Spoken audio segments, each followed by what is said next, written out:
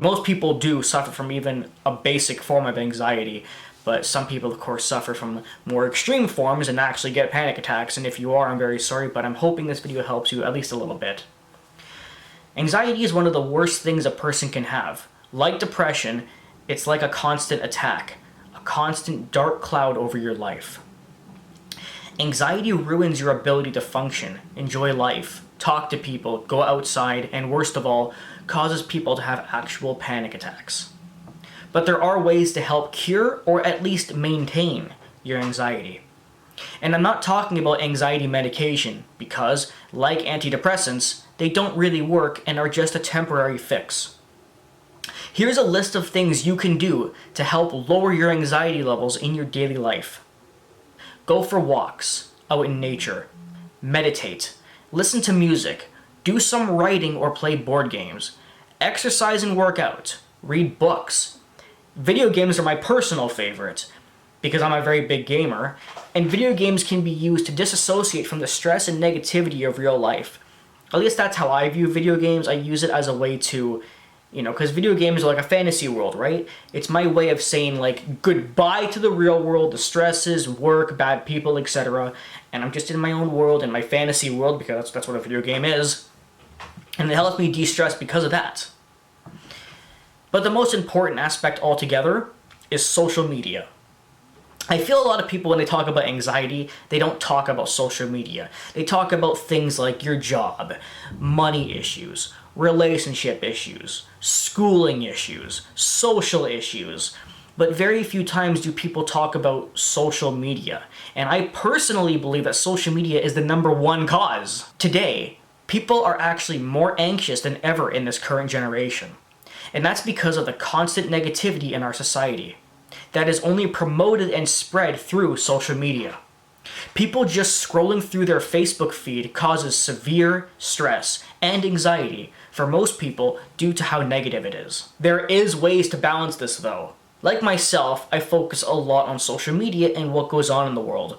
This is clearly evident by my videos. Yet I also suffer from high levels of anxiety. So how do I cope with it? I found ways to balance it. I focus on it for videos and such, but I don't let it affect my life directly. I guess the main reason is because I've had so much practice. I focused on it to such an extreme extent that I'm used to it to the point that I don't even see it as a negative anymore. I just see it as a thing. Essentially because it's just part of modern civilization and I've accepted that. I don't really know how to exactly teach this because I don't think it can be taught. However, the way I did it was I basically just accepted that this is what real life is. This is how society functions. It sucks, but I am my own person with my own life, and I'm going to make the best of it by doing things I enjoy despite the fact that I live in this generation. Why be surprised or stressed by specific situations in the world when this is mainly how society is anyway? I just accept it. But of course, this is hard for most people to do. I don't expect any of you to understand my way instantly. The best advice I can give, based on a lot of experience, is to just not be surprised. It's like the concept of wishful thinking. If you constantly hope for things to improve, then you're just going to be more disappointed when it doesn't, and thus cause more stress and anxiety. But there's much less stress if you just expect it to happen.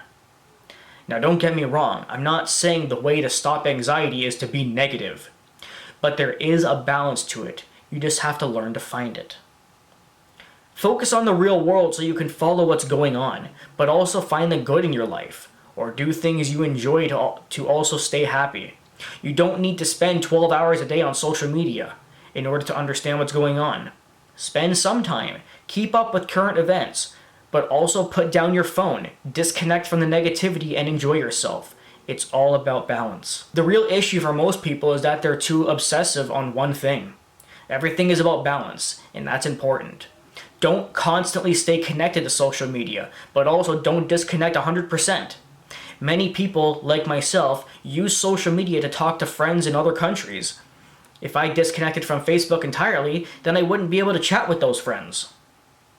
But then again, you don't want to feel connected too long or you might get mixed into the negativity social media causes.